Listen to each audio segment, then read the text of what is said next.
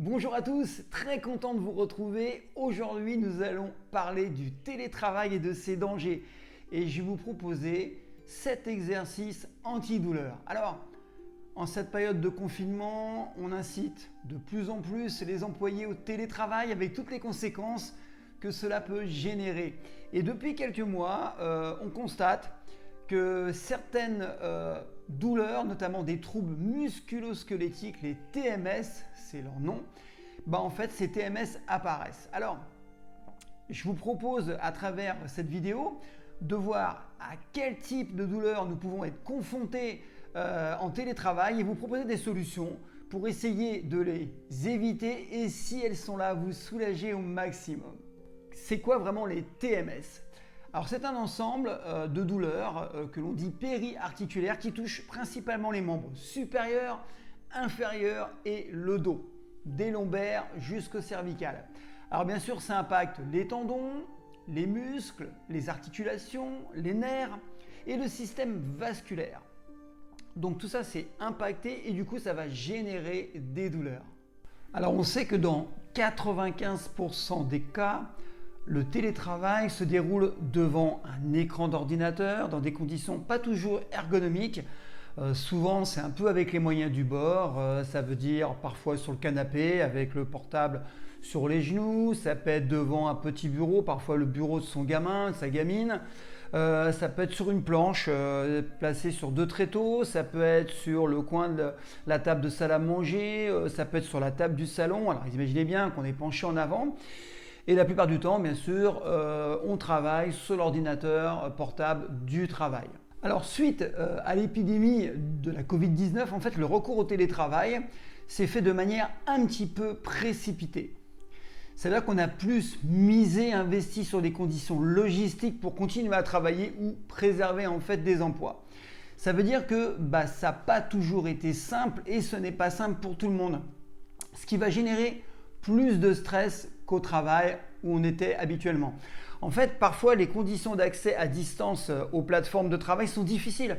Parfois, on n'a pas une super connexion Internet, donc pas assez de puissance en termes de Wi-Fi, où on a du bruit à la maison, il y a des travaux dans l'immeuble dans lequel on est. En fait, ça fait beaucoup de paramètres qui n'ont pas été pris en compte parce qu'encore une fois, on n'a pas eu le temps.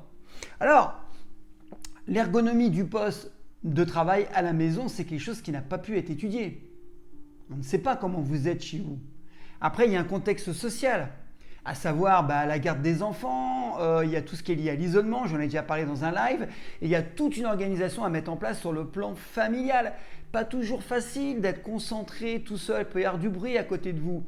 Il y a aussi le facteur de la sédentarité, et oui, du coup on bouge moins. Il n'y a plus le trajet aller-retour pour aller au travail parce que mine de rien, ça fait quand même des pas faits au quotidien. Après, il y a la gestion, ce que j'appelle de la charge de travail et l'amplitude horaire. Certains ont du mal à pouvoir prendre des pauses où ils ont des grandes amplitudes horaires ou des horaires décalés. Et le cumul de tous ces paramètres auront forcément à un moment donné une influence sur votre santé. Alors donc ce que je vous propose, c'est qu'on parcourt un peu dans cette vidéo les divers aspects des TMS que l'on peut modifier à son niveau parce qu'on peut faire des choses. Donc on va être clair, cette vidéo ne se veut pas complète. C'est pour ça que je propose des formations, notamment il y a une formation qui s'appelle Zen Pro qui dure plusieurs heures, qui va vous aider vraiment à vous déstresser et ne plus avoir de douleur, très important. Donc l'objectif d'aujourd'hui est juste de vous sensibiliser aux actions simples que vous pouvez mettre en place pour préserver votre santé, la chose la plus importante. D'accord ? Alors, les facteurs de risque des TMS sont les suivants. La première chose qu'il faut savoir, c'est que les positions statiques, trop longtemps, sont nuisibles pour l'organisme. Après, il y a aussi des mouvements que l'on peut répéter à froid. Certains d'entre vous vont déplacer des choses, vont porter certains objets à froid. D'accord ? Et comme on n'a pas eu le trajet aller-retour pour aller au travail, on ne s'est pas échauffé. Et oui, on est en statique, on vient de prendre son café, on vient de se lever et on fait des mouvements à froid. Après, il y a des postures, on va dire, extrêmes, anormales physiologiquement. Par exemple, le fait de travailler avec les mains qui sont au-dessus des épaules. Ça va impacter votre dos, bien évidemment. Après, il y a des mouvements de torsion antiphysiologique du poignet. Par exemple, le poignet qui n'est pas dans l'axe avec l'avant-bras. Il y a des flexions forcées du coude. Il y a aussi la répétitivité des gestes. Et oui, comme ceux qui sont à la chaîne, on sait que si on répète des mouvements toujours dans le même axe, ça va générer des tendinites ou au moins des troubles musculo-squelettiques. Et puis, il y a aussi une chose auquel on ne pense pas, on pense toujours au corps, mais l'aspect psychologique est important, c'est les pressions de type psychosocial. Qui sont par exemple le fait d'avoir une demande accrue, parce qu'il y a un stress, c'est anxiogène aussi pour le patron, donc il y a une demande accrue de résultats pour l'entreprise. On veut maintenir son niveau de performance. Il y a le faible soutien social. Et oui, on est seul. Il y a l'absence ou l'insuffisance de pause. En fait, on est pris dans le truc, on est vraiment la tête dans le guidon. Il y a des contraintes, des changements de rythme de travail, j'en ai parlé, il y a des pertes de repères, on est moins cadré. Il y a le manque de contact. Et oui, pour ceux qui sont déjà seuls d'origine, là, ils n'ont plus de contact du tout, si ce n'est téléphonique. Et il y a l'isolement. Et tout ça réuni, ça va générer un stress physiologique et psychologique. Alors, ensemble, on va lister, je vous l'ai dit, les différentes TMS qui peuvent être développées, particulièrement en télétravail, parce qu'elles sont spécifiques au télétravail.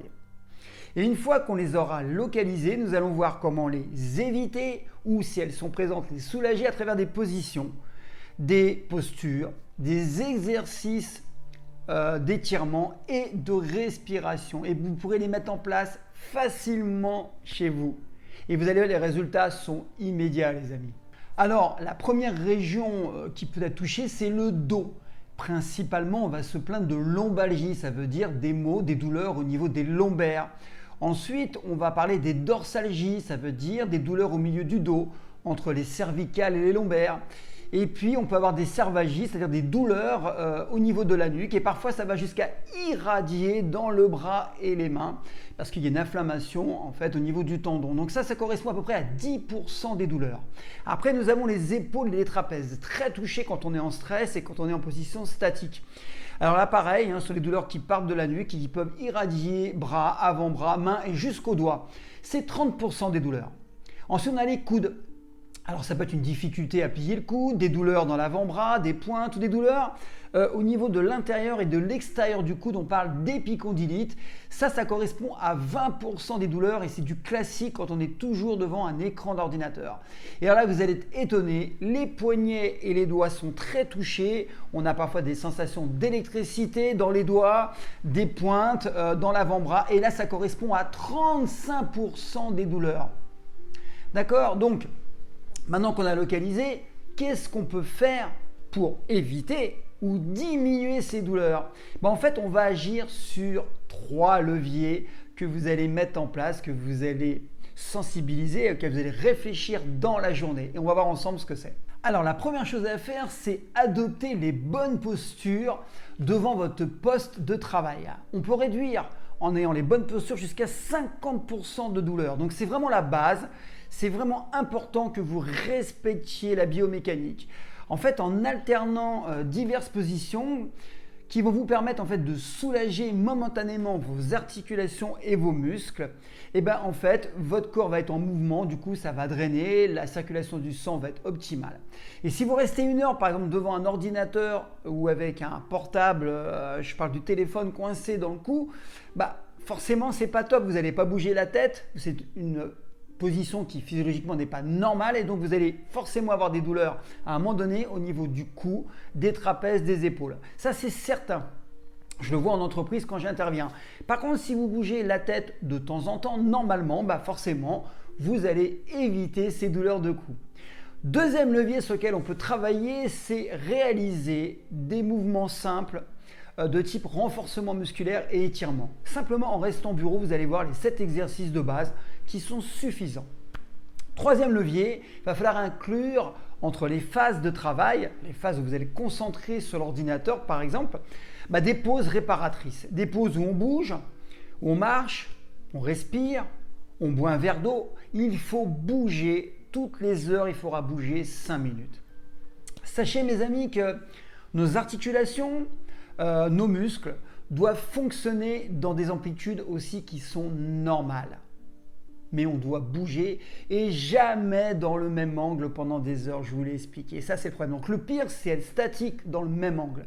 Et c'est pour ça que ceux qui travaillent à la chaîne, ce que je vous disais tout à l'heure, qui font toujours le même mouvement, finissent inévitablement par avoir des tendinites et parfois des maladies professionnelles. Enfin, elles sont reconnues en maladies professionnelles parce qu'on sait très bien que c'est ces mouvements répétés dans le même axe qui génèrent ces problèmes.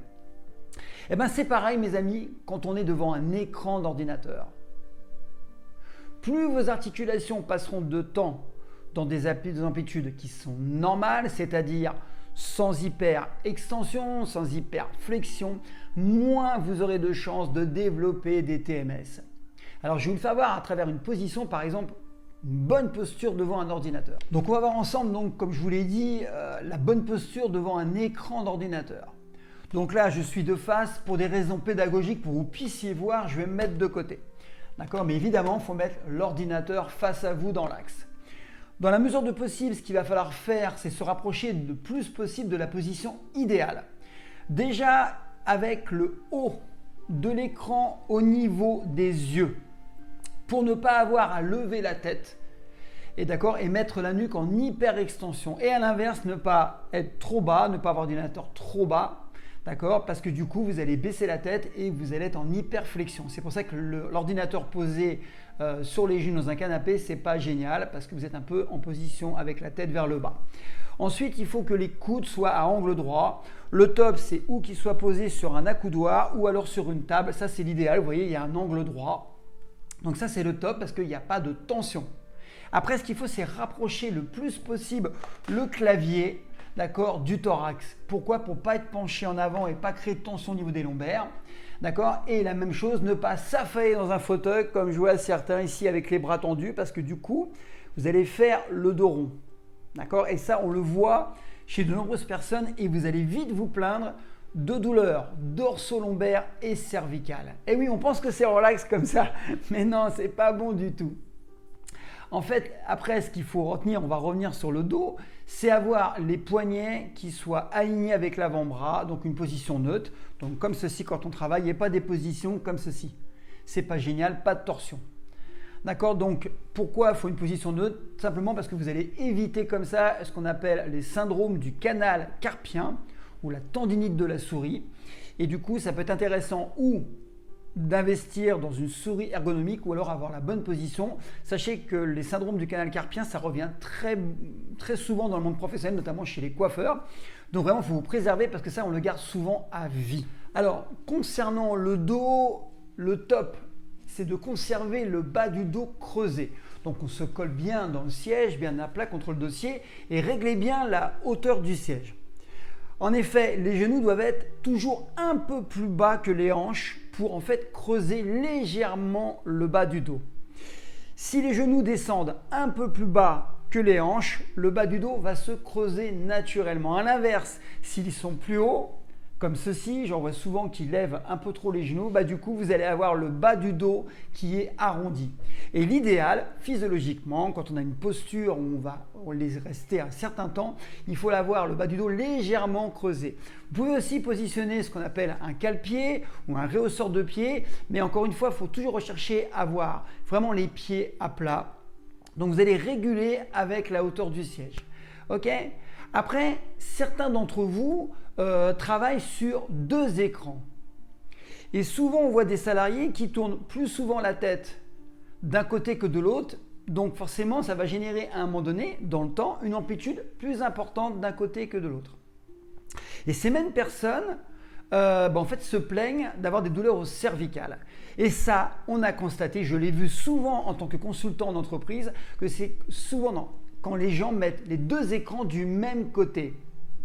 Donc, qu'est-ce qui se passe? Vu qu'ils ne tournent jamais la tête de l'autre côté, dans le temps, au fil des jours, en fait, la musculature du cou, de la ceinture scapulaire, elle va s'adapter et ça va compenser. Et le fait de surutiliser d'un côté et pas de l'autre, ça va créer un déséquilibre et donc des douleurs. Et le fait de centrer un écran là, un écran ici, centrer les 2 écrans, ça va résoudre le problème de déséquilibre. Alors ça paraît simple, Mais ça fonctionne et les gens n'y pensent pas forcément. Et on voit des gens qui ont des postures qui sont physiologiquement anormales. Et votre posture va être considérablement améliorée avec cette petite astuce. Alors, ce qu'il ne faut surtout pas oublier, c'est que notre corps, il est fait pour bouger, il est fait pour être mis en mouvement. Et nos articulations, nos tendons ne sont pas du tout programmés pour rester 8 heures par jour en statique devant un écran. Encore moins si vous cumulez avec 2 heures dans le canapé, 1 heure à regarder votre portable en position penchée, statique, ou affalé dans le canapé à regarder la télé. Non. Donc je vous le dis, le problème c'est que malheureusement, en fait, on est chez soi, donc on a une tendance à passer du bureau avec l'ordinateur au canapé. C'est statique en permanence. Et beaucoup dans cette phase de télétravail, surtout s'ils sont dans un petit appartement, un petit logement, en fait, ne bougent pas suffisamment et souvent. Ils bougent juste pour peut-être aller chercher ou emmener les enfants à l'école, pour aller dans la cuisine. C'est tout, il n'y a pas de mouvement. Alors, certains vont vous dire que le patron ne les autorise pas à prendre certaines pauses, que du coup, ils doivent être très réactifs, donc ils doivent être collés à l'écran. D'autres vont vous dire qu'ils sont complètement débordés pour faire des pauses, qu'ils sont à fond dans ce qu'ils font. Et tout ça, c'est des raisons. Et toutes les raisons sont bonnes pour rester assis en statique. Le patron, mes amis, il n'est pas chez vous. Il n'a pas mis de caméra chez vous, donc cool, prenez des pauses que vous devez prendre. Qu'est-ce qui vous empêche de prendre 5 minutes de pause toutes les heures pour faire vos exercices, pour marcher, pour boire un verre d'eau, un petit thé? Qu'est-ce qui vous empêche de faire 5 minutes de cohérence cardiaque tous les 3-4 heures? Ça va vous faire un bien énorme et vous serez en plus plus productif. Et ça pourrait tellement vous éviter d'avoir des douleurs, d'être angoissé, anxieux ou stressé. L'objectif, mes amis, est très clair. Ce n'est pas de vous demander de faire 2 heures de yoga par jour, de faire 1 heure de musculation par jour ou 2 heures de méditation. Pas du tout. C'est 2-3 exercices en fonction des douleurs qui sont ciblés sur les régions du corps, qui prennent 30 secondes, 1 minute. D'accord? Ça va vous prendre très peu de temps pour des effets durables et extraordinaires. Alors on va parler donc des 7 exercices de base qu'il faut faire de temps en temps quand on a des tensions. Je vais vous donner des exemples. Encore une fois, ils sont simples à réaliser, ils sont sans matériel. Vous pouvez rester en chemise, en jean, en tailleur pour ces dames. En fait, ils sont faits pour ne pas bouger au bureau ou à faire sur une chaise. D'accord? Il en existe des centaines d'autres, mais j'ai sélectionné les 7 de base. Si vous voulez aller plus loin, je vous l'ai dit, il faudra vous procurer la formation Zen Pro qui elle est complète. Et là, je vous promets que sans faire de sport, vous allez considérablement améliorer votre quotidien. Alors, ces 7 exercices sont tirés du Hatha Yoga. Vous savez que je suis enseignant en yoga et je les ai adaptés tout simplement au poste du bureau. D'accord? Donc, ils doivent être réalisés en souplesse, en respirant tranquillement, on se détend, d'accord, on se relaxe un maximum. Si par contre c'est trop douloureux, si vous sentez une pointe, une grande douleur, dans ces cas-là, il est préférable de stopper tout de suite l'exercice. Et si ça dure sur quelques jours, je vous invite à consulter un kinésithérapeute, un ostéopathe ou un chiropracteur. Encore une fois, dès que la douleur est intense et dès qu'elle dure, c'est anormal. La douleur est une alarme, c'est quelque chose qui ne va pas. Donc, ça sera un moyen pour vous de voir que vous devez aller voir un spécialiste. Alors, premier exercice, c'est la mobilisation des cervicales. L'objectif est de mobiliser un maximum les cervicales en tournant la tête. Simplement, je vous fais voir à gauche et à droite. Donc, inspire.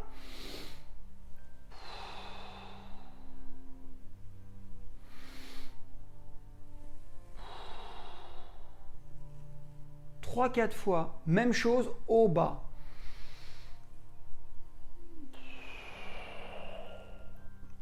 Alors, n'allez pas trop loin dans l'amplitude. Il suffit juste d'activer les cervicales. Et puis, quelques rotations, 2-3 rotations.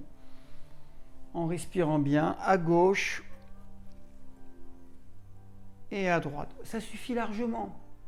Maintenant, on va voir la mobilisation des épaules. C'est très simple. L'objectif, encore une fois, c'est de détendre les épaules, les deltoïdes et les trapèzes. On fait des rotations. On inspire en montant. Je vous fais voir de côté.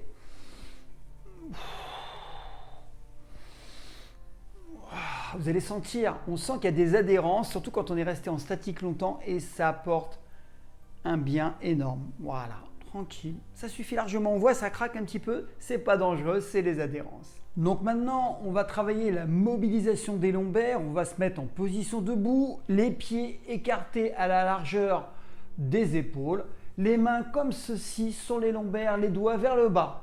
Et là, c'est très simple. On fait des extensions.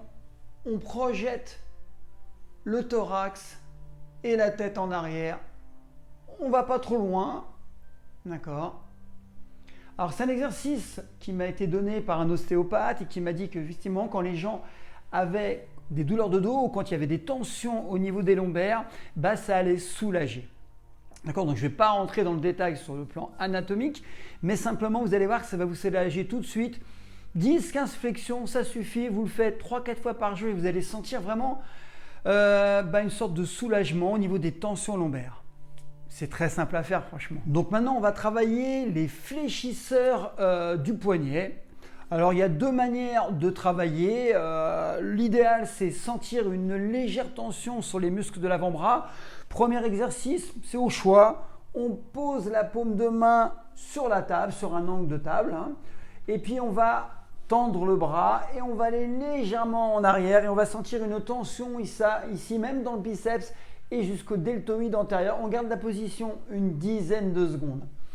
On fait le bras gauche et le bras droit bien évidemment. Ceux qui préfèrent travailler debout, c'est très simple. Vous tendez ici le bras, les doigts comme ceci au début et vous ramenez les doigts vers vous. Là, vous allez sentir une grosse tension, bras bien tendu, une grosse tension au niveau de l'avant-bras. Et là, vous allez sentir encore une fois une sorte de drainage. Donc ça, c'est le top. Et là, on va éviter vraiment les tendinites. Ça va faire circuler le sang. Vous le faites de temps en temps. Moi, j'aime bien le faire 2-3 fois par jour et franchement, ça fait un bien énorme. Donc maintenant, on va chercher à détendre les épaules et les trapèzes qui sont très sollicités devant un écran. C'est très simple, on se colle bien au dossier, le buste bien droit, la tête bien dans l'axe. Ici, on inspire, on monte. On garde un petit peu en statique en bas, on descend. On pousse un maximum. Donc c'est très simple, 4-5 fois ça suffit largement. Ensuite nous allons travailler le bas du dos, détendre le bas du dos et les gouttières vertébrales. Très simple, vous mettez comme ceci, les cuisses bien dans l'axe, vous laissez les pieds à plat, vous tournez ici, buste droit, on pousse avec le sommet du crâne et on tourne complètement. D'accord? On tourne un maximum et là vous allez sentir que ça étire bien le bas du dos. Encore une fois, à gauche et à droite, on prend le dossier ici, on part d'une position bien droite, surtout très important, rectitude de la colonne vertébrale, et on tourne, et on garde la position 5 à 10 secondes derrière. Voilà. Donc, c'est intéressant. Si vous connaissez un petit peu le Hatha Yoga, vous retrouvez une position du yoga, c'est le cobra qu'on utilise en Panchaksilat, mais c'est une position qui apporte vraiment un bien-être énorme au niveau du dos et va vous éviter d'avoir des lombalgies. Donc maintenant les amis, nous allons étirer les membres inférieurs. On va partir du fessier, face postérieure, c'est les ischio-jambiers, ainsi que les mollets. Le but, c'est vraiment de drainer, de faire circuler le sang. Quand on est en position assise très longtemps, en fait, vous le voyez bien, on écrase la partie postérieure de la cuisse et ce n'est pas du tout bon pour l'irrigation du sang, en fait, pour la circulation du sang. Et c'est comme ça que beaucoup de femmes sont touchées par les jambes lourdes parce que justement, elles sont en position assise trop longtemps. D'accord? Elles ne bougent pas assez et du coup, le sang stagne et c'est pas bon du tout puisque je vous l'ai dit, il faut être en mouvement. Donc c'est très simple. On se colle bien, donc vraiment le dos collé au dossier. On se tient, on monte les pieds. Surtout, on ne les met pas en pointe, on les ramène un maximum vers soi. Pourquoi? Parce qu'on va créer une tension. Ça contracte bien les quadriceps, les jambiers antérieurs au niveau des mollets. Et là, ce qui est top, c'est que du coup, vous allez drainer derrière les cuisses et les mollets. Et là, vous allez sentir, ça détend. On relâche, on tient une dizaine de secondes et on recommence. Ça va travailler un petit peu le bas des abdos aussi, donc c'est pas mal. Ça peut être sympa de travailler la paroi abdominale. On garde et on détend. Alors le top, c'est de souffler quand on monte.